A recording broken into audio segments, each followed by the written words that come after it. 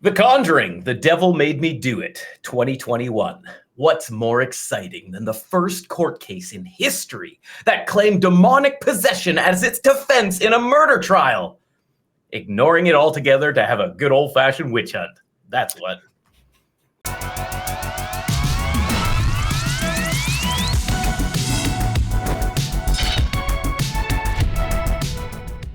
Hello, everybody, and welcome back to R Rating, the show where I get together with two of my buddies. We take a movie franchise, break it down by movie, give it an overall score, and throw it on the board. Today, we're talking about The Conjuring 3, The Devil Made Me Do It. I'm joined by my friends Will and Brian. Brian, how are you doing today? I'm tired, but I'm hanging in there, Dan. How you doing? Pretty much the same, to be perfectly honest. How about you, Will?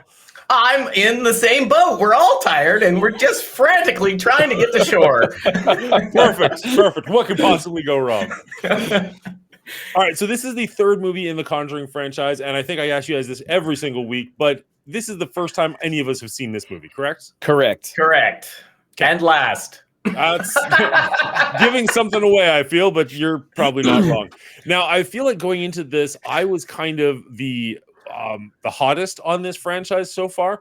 I kind of want to hold back a little bit. I kind of want to hear what you guys have to say for a second, and I'll explain why once you guys are done. But Brian, can you give me like the briefest synopsis of how you feel about this movie? I really enjoyed this movie until I didn't. It was like it started out real good, and I was like, "Hey, this is as good, maybe better than the first two movies." And then it just kind of started to do things that irritated me, and had the kind of Hollywood flashy adrenaline finish instead of spooky storytelling that I really like. So ups and downs. Similar thought process. As soon as I saw that it's a different director than the original two, Michael Wan did the Wan, you know who it is. Anyway, once he stopped directing, somebody else is directing, and I think their directing credits are pretty minute. I figured we were going to have a shift in energy, and there was definitely a shift in this movie.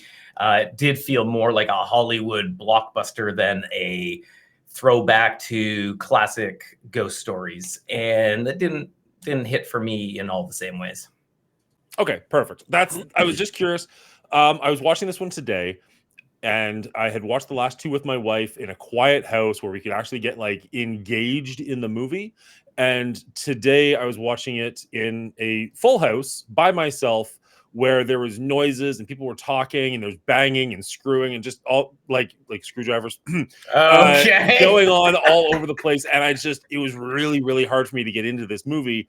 And I wasn't 100% sure if that was the movie's fault or my personal viewing experience's fault or what it was. But I really liked 1 and 2, and I just was not engaging with this movie very much at all. Like this movie felt a little bit, well, not a little bit, way more unfocused than the other ones. You mentioned before in your opening monologue, how it was like, we're going to use this court case as the backdrop for this movie. And they just ignored that entirely for most of the movie.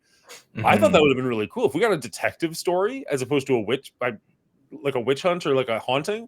And it's like, no, this is how we're going to prove this case. Like if you want to give me like an Aaron Sorkin level court drama, but based around demons, that sounds intriguing.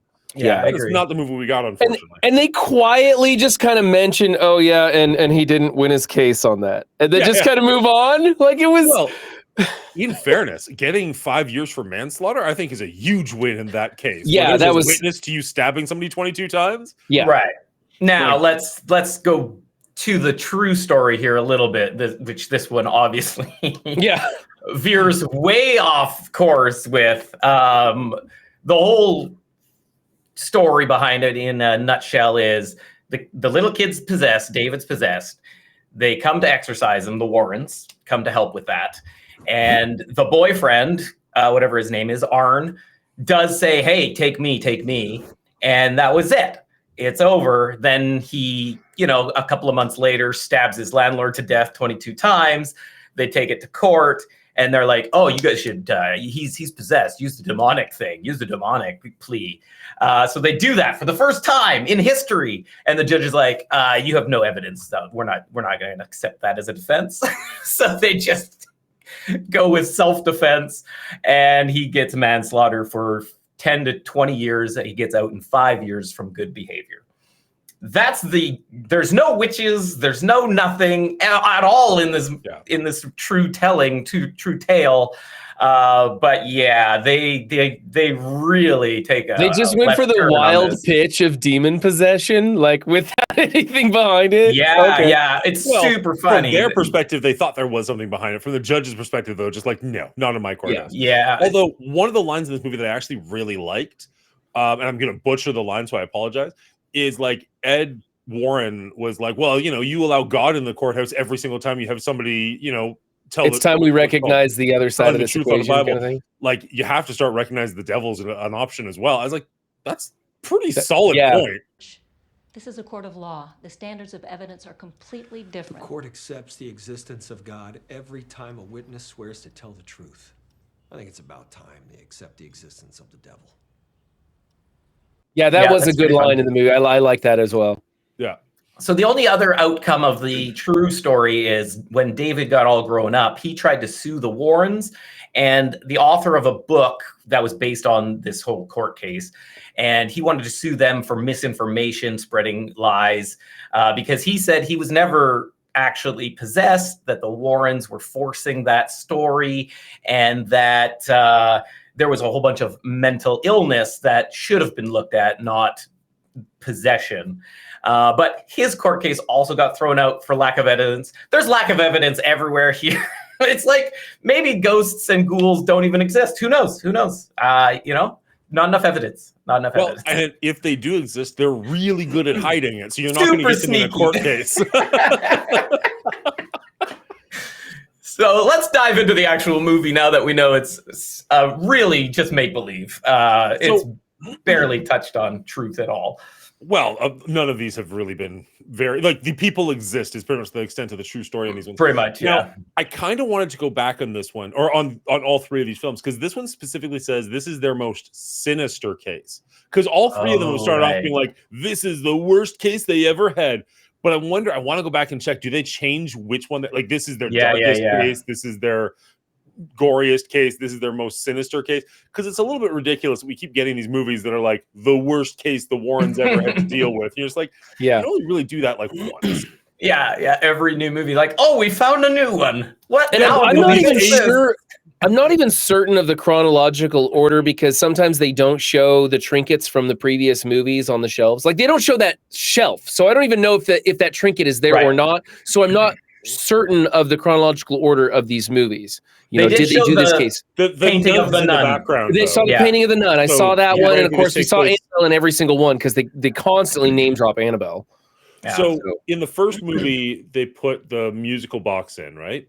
And then in the second movie, you can see the musical box beside the thing they put down. And then this one, you can see the picture of the nun from the second movie. So theoretically, we are just moving forward. Okay, that makes sense. That makes sense. All right. But you're right. Yeah, I was waiting for them to show off the items from movie 1 and 2, and they didn't. But the nun was there to kind of give you a hand. So starting off on a positive foot for me, I want to get some of the positive stuff out there, because this movie did do a lot of things well. Can I guess what your most positive thing is? Go ahead. People die in this movie.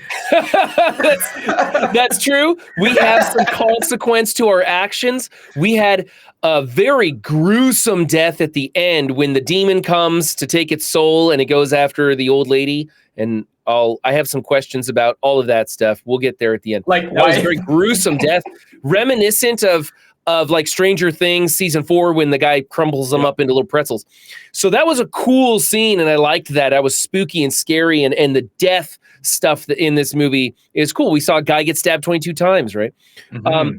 One of the things that scared the bejesus out of me, and I didn't see it coming, and I should have, was the boy on the waterbed. Had to be the biggest jump scare I've had in a while, because I was expecting something to like put its fingers up on the bed or something, like something to hit the bed. I was not expecting a hand to lunge out of the mattress and grab the kid, water spraying everywhere. So, I mean, I like jumped off of the couch on that one. And so that's great when a scary movie can really make you jump like that.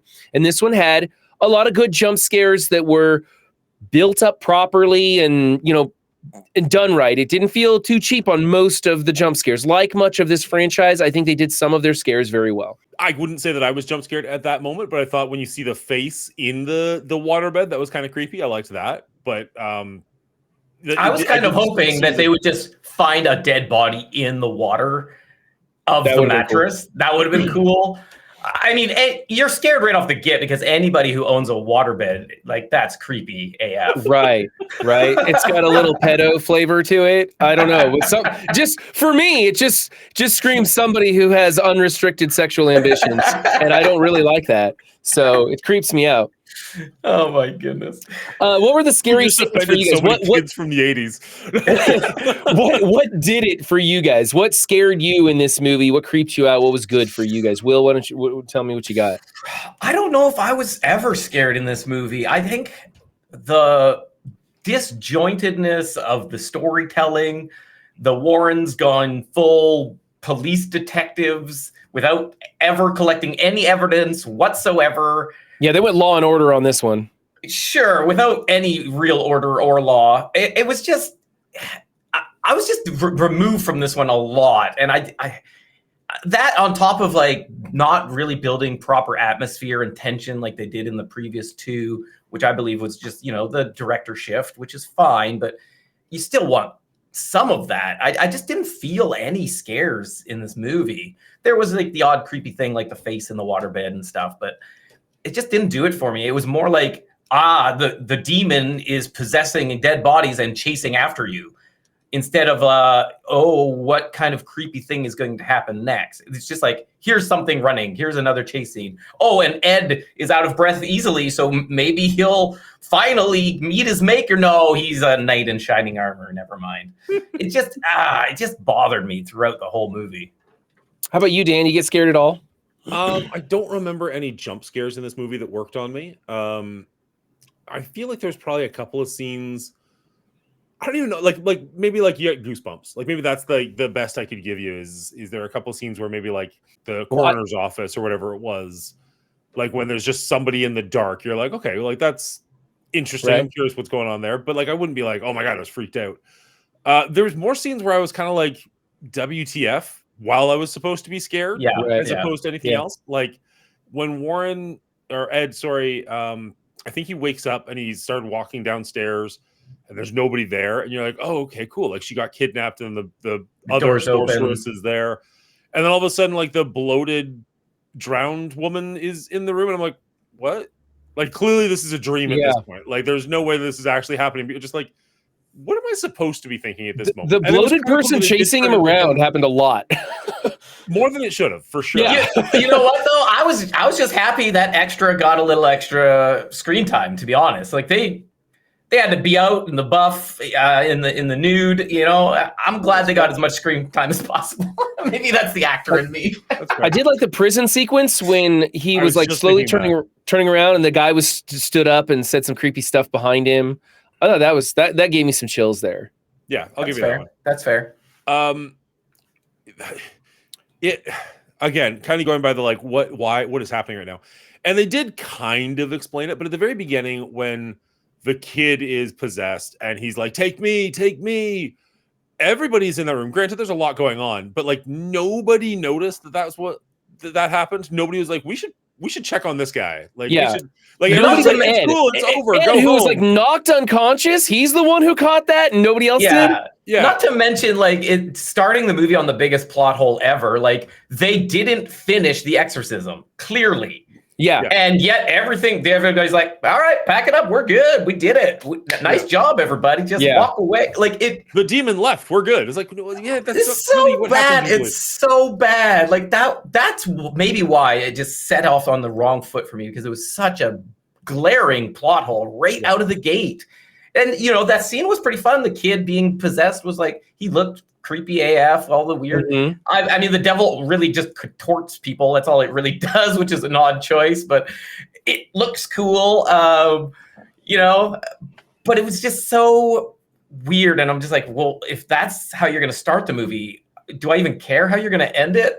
And it turns out it just got worse.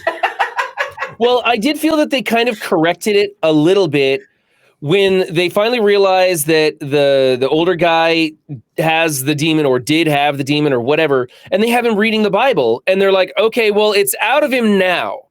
And it starts this confusion, like, what is this? Is it a demonic possession? Is it a curse? How is it? So that part of the movie was kind of cool for me.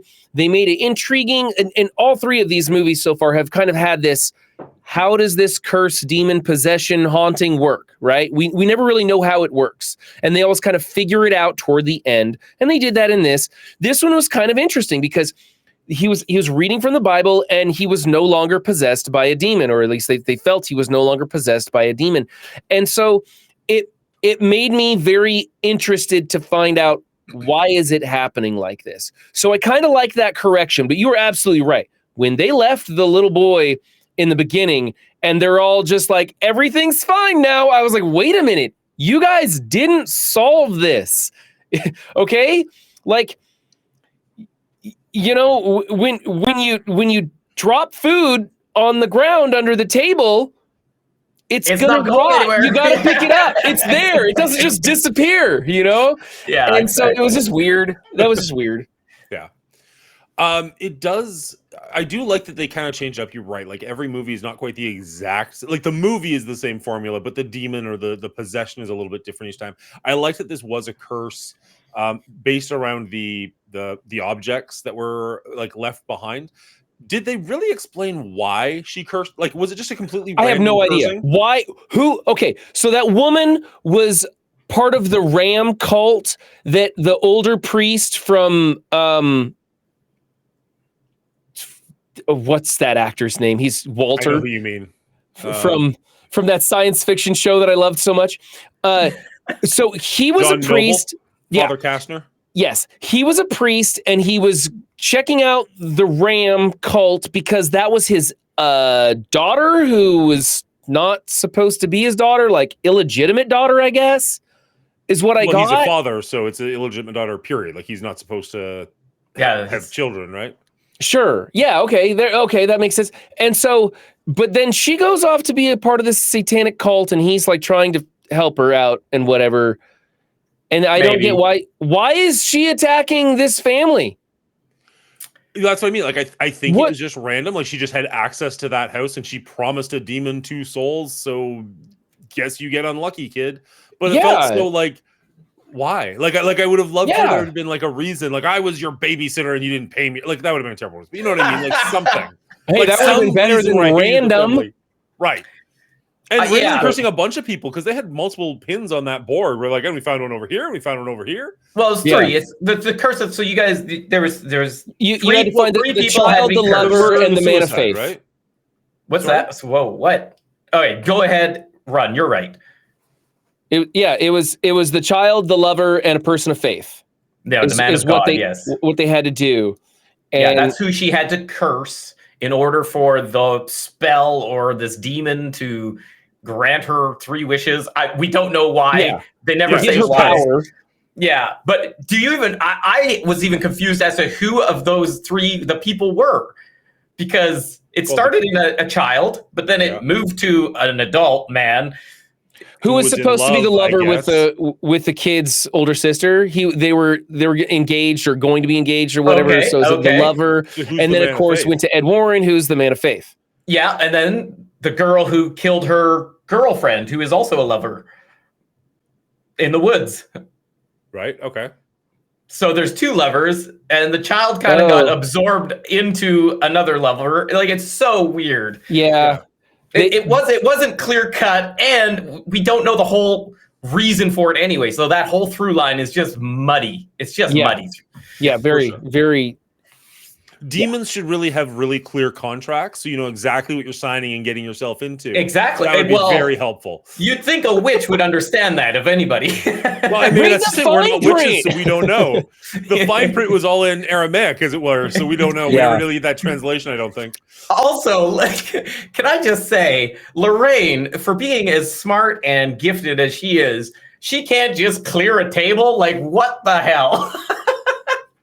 She's like, oh, we have to mess up the altar. We have to destroy the altar. She's just trying to pick up a concrete table instead of just clearing that thing. What was she thinking? I think she was trying to break it as opposed to just messing it up a bit. But yeah, do something. You got to start somewhere. Yeah, you know. But no, Ed had to come save the day instead, you know. So speaking of Ed, this is a thing that bothered me throughout the entire film, and I'd like to know your guys' take on it. Why did they have the thread of Ed having the heart attack and being weakened throughout the entire film? He was always out of breath, except the one time when he was doing like a 6-minute mile chasing his wife off a cliff. But other than that, he was always out of breath, always having trouble. He's fainting all the time, and his wife was having to do all the heavy lifting in here. I didn't like how... Well, let me hear your guys' take on it. Why do you think that was? What was the point of this? So I wonder one thing, and then I'll say from a dramatic position, I wonder if he did have a heart attack, and it was like a true story. Right. So that was just actually something that they were going through at that time. And then for the actual purpose of this film, it puts Lorraine, is it? It puts Lorraine in the dangerous situations as opposed to having him in them. Because like otherwise he probably would have crawled under the house to go take a look at the thing, right? Otherwise he would have been able to catch her before she got to why we always cast females to the scream queen of scary movies. Right. We always cast females in those roles because for some reason that's scarier to us. I thought that as well. I also thought maybe empowering her, which I thought was a crappy way of empowering her by diminishing him. I didn't like that. But Will, what did you think of that? All right, so here's my initial take. Is this whole story was an allegory for Ed and his assistant in real life, who he knocked up and forced to have an abortion. And so the witch was his assistant, and Lorraine had to somehow break him of the spell that he was under. And that was how I saw the movie. Was that how it actually was? No. Was he weakened by his assistant and couldn't hold back his desires? In real life, yes. In this movie, I think, yes, it was just, he is unstoppable in all of these movies. And this gives an opportunity for a witch and a lady of God to go mano a mano, and Ed still somehow comes and saves the day. But it at least puts them in the forefront more, I guess, instead of him. Yeah, that's kind of how I pictured it too. I just didn't like that. That's not how you build a strong female lead, you know? No. And the thing is like, she's never been a weak female lead. Agreed. She's always been a 50% part of the equation. It's always been a team effort, and this time it was just like he was always just kind of staying around useless throughout most of this movie, and still has to rescue her, which was weird. And don't ask me how I know this though. Lorraine climbing under a house in a skirt. Go ahead and try that. See how easy that is. She did it without trouble. Right. That's fair. I am not going to question that. I'm just going to let that go. So I didn't like the whole Ed was weak throughout this film. The problem was it was specifically he was weak to build the tension. Right. Whenever he needed to be strong, which he's going with a sledgehammer, he can break that altar, he's there for it. But he's weak only for tension building, not story building. To put Lorraine in a place of danger. It was a bad motor for this driving. And I don't know. I really didn't like it. I didn't think it was necessary. I liked the other two. They worked as a team, and I really enjoyed that. And this dynamic was all messed up. And it didn't come out like, I thought maybe they were trying to do this like fear of helplessness. Like we had in the second movie, she was trapped on the other side of the door saying, Ed, just wait for me. And he's like, no, I gotta go. And it was this feeling of helplessness. And it played out well. I didn't like the scene, but it played out well enough. In this one, I thought maybe they're trying to kind of reverse it where he's helpless to help her, even though he actually helped her like multiple times. But it didn't work right. It just didn't work for me at all. And I didn't like that. That was one of those things throughout the whole thing I didn't like. I did like the first half of the movie. I thought there were good scares. I thought they built tension. I thought they did really well. But as the movie progressed, they moved more and more towards the adrenaline-fueled CGI or costumes where creatures are jumping out at you and running around, scaring you. And it wasn't the good writing storytelling that we had in the first two. I think I might mildly disagree with you. Not that I thought the ending was a little weak, for sure. I think the movie got better for me once I don't know what we're calling her, the witch, the other clairvoyant, whatever. Yeah, the she's daughter. she's a witch. Once she became a part of it, that was kind of like, oh, this is something legitimately different. Now I'm kind of intrigued. I actually did like her in the movie. I did like her character and what she brought to the film. So I'll agree with that. Yeah. I just don't think it was enough to overcome the way they were trying to scare me in the film with the bloated person always running at Ed. Yeah. Oh, for sure. Well, I don't think it did it well. Like, that's what I originally said. This movie kind of doesn't feel like it knows what it wants to do. And maybe that is because the director was a little bit newer, a little bit greener. But like, you're starting off with like demonic possession, which could be interesting. You move into a court case based around demonic possession, which, like, sign me up. That sounds brilliant. You move into like a witch character with like curses and whatnot. And then you kind of follow it up with just like this nonsensical action scene. You're just like, what? Like, just give me a through line. Just give me one thing that kind of makes sense all the way through. Like, when they were playing Law and Order and they were finding like the woman in the woods, I was on board with that scene. It just didn't really fit in the rest of the movie. Yeah, but like the scene on its own was kind of interesting, and like them trying to talk to the cops and get the cop on board, I was okay with that. Like, all of that worked out okay for until they got to one area and she starts running away, and like the man with a heart attack is chasing her, and the cops just like, I'll just wait here then. I'll be right here. You guys, you good. That was a little bit weird. Like, there's a couple of decisions in this movie where I'm just like, what are they doing? Like, why? Okay, sure. It's the Warren show. It's the Warren show. For sure it is. If they'd just taken any one of these and made a movie out of it, it probably would have been better than what we got. Now, I'm crapping on this one a little bit. I didn't hate this movie. It's just that I really liked the first two, and this one definitely felt like a dip from the quality of the filmmaking. Did you notice at the very beginning, and maybe I'm wrong, I've only seen The Exorcist like once, when they drop the father off in the car ride, and he like gets out and he's standing in the spotlight and then he's looking at the house, and even the way the camera pans, 100%, that was all 100% The Exorcist, right? It was an homage. I think they're just paying tribute to. I'm not crapping on it. I just wanted to make sure I was right. Like that. Yeah, 100%. Okay. I thought it was tastefully done enough that I can appreciate it as an homage, not trying to blatantly steal the thunder from The Exorcist, which it could have been. It came awful close to being that. But yeah, I definitely saw The Exorcist several times in this movie, in fact. Yeah.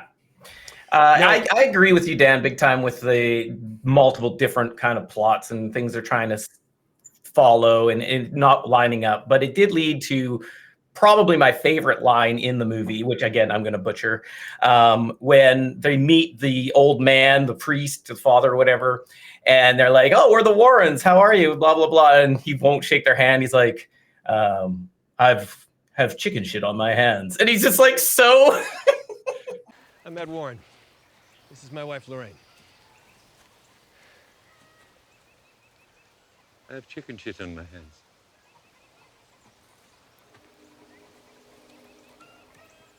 He's just like so like calm and like emotionless. I just loved every second of that moment. And they were like, oh yeah, I guess that makes sense. It's the funniest line I've ever heard. I thought that line was hilarious also, except for the fact that when he said it, I saw Walter from Fringe. I saw that character just exactly. And I was like, if I hadn't seen the TV show Fringe, that would have been even funnier for me. But that was his character from Fringe for sure. Super funny. But the movie got better with him coming into it. I liked his character and what they did with it for the most part. Could they have done it better and gone? Yes, absolutely. Could he have had like actually something of relevance to add to the movie? Yes. Instead of like, okay, well, I guess it's time. I'm gonna actually take action, and then he just gets off. Right? I'm just like, what? Such a letdown. Again, going thread that just gets snipped before anything can really happen with it. And he had his own room of curiosities, which I also kind of contrasted the Warrens. I liked it. I thought that was really neat, but they didn't go anywhere with that either. I didn't like his logic for why he did it. Like it was the same as theirs, really, though. Well, but the way he worded it was like, I want to make sure these stay off the street, like guns. I'm like, yeah, but you could destroy the guns and they'd still be off the street. Like, what? Like, it didn't make sense to me. Like, that analogy was just like, but he also gives this super grave warning to the Warrens, being like, you should not do this. And they're like, yeah, we're good. We're just going to put your shit in our room next. After all this horrible stuff happened to you and your family, our family will be fine. Our daughter, she'll be just fine. They are so ignorant. I hate them so much. They're specifically designed to curse people. Yeah, let's put it in our house. I hate it. Now, the one thing with that room, while we're talking about that, is near the beginning, they're like, okay, well, we'll convince this lawyer to take the case on for demonic possession. The lawyer's like, absolutely not. If you can't convince me, how could you possibly convince them? And they're like, well, why don't you come stay in our house for the night and we'll see what happens. And then it goes to the court scene where they're like, this is the case. We're doing it for demonic possession. Yeah. I feel like it either wanted to see that scene and freak them out, or make that transition faster and have it be a comedic moment. And instead it was neither, and it just was like awkward storytelling. I agree. They didn't hit the sweet spot, did they? Yeah. I'll tell you this. I didn't want them to show yet another Annabelle freaking shout out. I did not want that. And that's what they were leading to. But aside from that, it should have just been done faster, got it out of the way, and then we're done, right? That would have been better and funny to lighten up the mood a little bit. That would have been great. Yeah. Well done. I don't necessarily want a scene of them like shouting out Annabelle or like taking too long there, but like honestly, either cutting directly to her in court, going for it, or just cut to nighttime and her running out of the house. Like, sure, be like, okay, that's comedic. I like a little bit of humor, a chuckle, but it's just the way that they actually did it. I'm like, that was a nothing. That was an absolute nothing burger. Agreed. A lot of nothing burgers. I'd say that the direction of this film suffered greatly. I think that they had, again, a complicated plot, a complicated story, and this director didn't have the chops to do even as well as the previous movies. Although we talked about them having their faults, landing some of those issues too. Sure. This one, even more so. I think this movie suffered severely because of the direction. Not that I would say this was a bad director. I would just say that this is a tough script to put forth, and I don't think he had it either. Yeah. Will, you mentioned at the very beginning you tried to guess Brian's favorite thing was the fact that there actually were deaths in this movie. Did that make it? Did it have more gravitas for you? Did it feel more dangerous for you having a couple people die in this one? Did it work for you, I guess? I mean, kind of like we mentioned before, it just adds to, anybody is able to be taken out, like nobody is safe. If anybody dies, if one person dies, anybody can die. That's what I'm trying to say. And so that is nice in a movie about death and possession and all this scary stuff. Unfortunately, I still don't feel like even though Ed had a heart attack and Lorraine was fighting a witch, I still didn't feel like they were in trouble at all in this movie. The only trouble they should have been in this movie is a court case for murdering that poor daughter at the end of the movie, and yet they got off scot-free. I mean, what the hell? Yeah. Yeah, nobody questioned that woman and her father just dead on the premises, and the only people being there are the Warrens. Come on, where are the cops? Where is the law and order in this movie? I think if you see all the demonic stuff in that bedroom, you're just kind of like, yeah, we're good. Yeah, we'll wipe our hands with this one. Just get the cops back from the England one where they're just we can't do anything about this. Out of our jurisdiction, sorry. Yeah, it's just crazy to me. I don't know. Yeah, I feel because we only see the landlord die at the beginning and then the father-daughter die at the end, right? Like I think there is death in the middle, but it's like a previous case. The landlord dies from the stabbing. Yeah, exactly. The priest and the mother, and maybe somebody dies in the prison when I can't even remember if he. You could say there was the two girls that were best friends / lovers, they show that. and yeah. there was a death there. I don't count that because they were dead before the movie started. In the same way that I wouldn't count There's a flashback.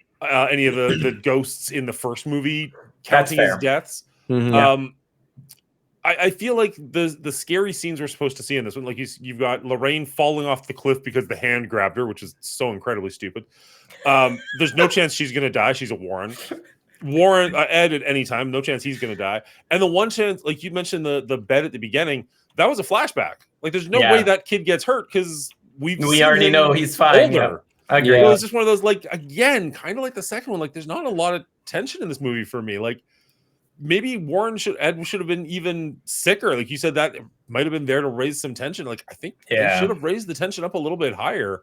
Hey, there's always the fourth one. Hopefully. Fingers crossed. I mean, you know what? I don't know the history of the Warrens, so I was kind of holding on to the fact that there are 4. Clearly, they survive long enough to get to the fourth one. This one's called Last Rites. Sorry, the next one is called Last Rites. Maybe something bad happened, and don't correct me in the chat or Will if you know. I don't want to know. I haven't seen it. But like if you know the Warrens lived until 97 or something. Like I want to have some amount of tension. Maybe fingers crossed, because this movie did not provide that for me personally. No, it didn't. It didn't really. I was hopeful because we saw a death, and then it just kind of crumbled like everything else in this movie. I think that there were things that worked, and there were a lot of things that didn't work, unfortunately. Yeah. And I just think that they just didn't piece it together well enough, and it was too complicated for them to pull off, unfortunately. But all in all, I think that this was a decent addition to the franchise. It wasn't a complete failing. It entertained me, and I was curious about stuff, and I wanted to know things. I watched all the way up till the end, and then at the end, I was like, kind of wish we hadn't picked this franchise, maybe. You know what? I'll fight that. I still think the first 2 were good enough for me that I am still happy that I watched them. Oh yeah, I'm actually looking forward to the next film. I'm hoping it comes back up, but you know. Well, even like as I mentioned, my wife wasn't able to join me for this one. If she was like, "Yeah, I really want to see that because I enjoyed the first 2," I would watch this again with her, hopefully in a quiet house, and see if that does anything. Right. I didn't hate this movie; it was just a step down from the last 2. I will say at the beginning when the landlord dies, and then you just have the little kid, not the little kid, the teenager, whatever it is, walking down the street, and he's just got blood all over him. There was a moment where I was like, "Oh, I hope it wasn't a double homicide. Like, I hope he didn't kill his would-be wife as well." Fiance, yeah. But that was like the only time I thought somebody was legitimately in danger. I was hoping that Demon was just gonna off that cop and jump in the car and take off, just take it to the world, you know? Really, just give her. Maybe that'll be the fourth one. Fast and the Furious, The Conjuring. Yeah. If you like what we do and you want to help support us, head on over to Patreon. There's a link down below. Shout out to our executive producers, Real Bubba Hotep and Dino. Greatly appreciate you guys. As well as our head writer, Elder JM990. Thank you so much. And for the first time ever, we have a director with It's You. I hope I'm pronouncing that correctly. It's You is going to get to choose one movie that I'm going to do a 10-minute review of for YouTube, as well as we'll help out the head writers choose the movie we do at the end of the month with the Patreon pick. Thank you all very much for your support. So to address The Conjuring, The Devil Made Me Do It, I'm going to say that Dan and Will are the devil who made me watch this film. I didn't have too much fun on it. I do think that this is a decent installment in the franchise. We have seen a lot worse in other franchises. And so even though this definitely took a dip, it was okay. I got through it. It had some merit. It had some interesting stuff. It was intriguing. It didn't upset me enough that I am still looking forward to the next film in the franchise to see if it can maybe come back to what we saw in the beginning, because this is turning out to be a pretty decent franchise. However, this movie definitely had its failings, and I'm going to let Dan and Will go over more of those. I'm just going to tell you, I gave this a 66, which is down 10 points from the previous and 13 points from the first movie. So it's definitely taking a bit of a dive, but still worthy if you want to watch the franchise as a whole. I don't think that you should bother with this movie by itself. It's just something if you're into all of it. All right, for me, as I mentioned, I was not very engaged with this movie, but I'm not 100% sure that was this movie's fault. There was a lot of external factors with me trying to watch it in a very busy house today that definitely took me out of this movie. However, there were enough plot holes in this movie. There was enough lack of direction. I'm going to say there was too many directions it was trying to follow. There were good elements to this movie. And quite frankly, like I think the acting was all pretty well done. I didn't really have an issue with any of that. I thought the special effects, the makeup, all that stuff was really well done. None of it from a technical perspective was bad. I just think the plot on this one was a little worse. And there was no sense of danger that the other two movies had for this one. For me, this one did take quite a bit of a dive. I actually am going a little bit lower than Brian on this one. I'm only giving this one a 62. I don't think that this is a very good installment in this franchise. However, this is not sinking the franchise for me. I really like the first two. I'm really excited for the fourth one. I'm hoping it can kind of bump it back up into the 70 range. But I just didn't engage with this film very well. And I don't imagine, even if I do a rewatch of the franchise, that I'm going to go back to this one. However, it wasn't brutal. It wasn't awful. If my wife wants to watch this one or if somebody else is wanting to put it on, I won't protest it. It's just not what I'm looking forward to. For myself, it should be called not The Conjuring, The Devil Made Me Do It. It should be called The Conjuring, Hollywood Made Me Do It. Hollywood's like, no, we can make bank on another one. Just keep pumping them out. And so they're like, okay. And and the original director's like, I'm good. You guys take it away. I'm happy with what we have. Y'all can ruin that without me. I don't know if that's how it went, but that's how it felt. And so this one just felt like a Hollywood blockbuster movie instead of a intimate ghost story. And there was way too many threads throughout the movie that didn't get tied off properly. They're still dangling somewhere out there in the witches' tunnels. I don't know. That sounded dirty. Is that just me? All right. Anyway, well, let's just get to the rating. I think this one isn't worth your time, actually, as far as the franchise goes, unless you just have the biggest love for the Warrens depicted in these movies, which I'll tell you what, super inaccurate. If you love the Warrens, watch this movie. Otherwise, it's a 52 out of 100. It's just not a good movie. And I wasn't invested, so I just saw all the other elements that are unraveling throughout this movie. It's hard to watch. And with that, we have a brand new poster, a little cleaned up from last week, which is a little bit smaller, unfortunately. I hope everybody can see it okay. Conjuring has taken a dive. It was in second place, and it is now down below Mad Max, sitting at dead 70. Dead 70. I don't feel bad about this, and yet I hope that the next one's good enough that it can raise it up a little bit. That's where I'm actually at. I want this to legitimately earn a place higher than it currently is. If it doesn't, if the next one sucks, I'm okay with it dropping, because then it's kind of doing the same thing where it's like 1-2 good movies, right? And the rest of the franchise kind of drags it down. But right now we've got, I would say, 2 good movies and 1 bad movie. 70 feels okay to me. What about you guys? I mean, yeah, it's middle of the road, kind of like your average 70 average movie is a 70, I'd say. If it's going to get produced and made and put out there for the viewing, you'd hope. So it's not bad for me. I like that it's under 28 Days trilogy, because I quite like those films as scary movies go. I think they are better executed, especially in the storytelling elements. So yeah, I'm not mad at it. If we're talking about how the movie was produced and executed, then I think it sits right where it needs to. Maybe even, I mean, it's tough. So the Mad Max franchise is tough because you have one absolutely stellar movie and several that are pretty okay. So it's hard to judge it against Mad Max. But I'm looking at Jurassic Park, I'm looking at Evil Dead, and I'm thinking to myself, if we're not talking about the way it was produced and how they executed the production of the film, then I would rather watch Jurassic Park or Evil Dead than The Conjuring. And I would like to see it dropped just above Beverly Hills as a franchise. That's where I think it's going to actually end up, knowing that we still have Michael Chavez as a director for number 4. I think that's where it's going to land. That's my prediction. I dig your prediction. I think that's a solid prediction for sure. All right, so that's our rating of Conjuring, The Devil Made Me Do It. But what's yours? Leave a comment down below. I'd love to hear from you. We record this live at twitch.tv/The Mongolian Show every Thursday night at 9 p.m. Eastern Standard Time. So you can come over there and hang out with us live while we record this. Or if you made it this far in the video, hit the like and subscribe button so that we see you in the next one.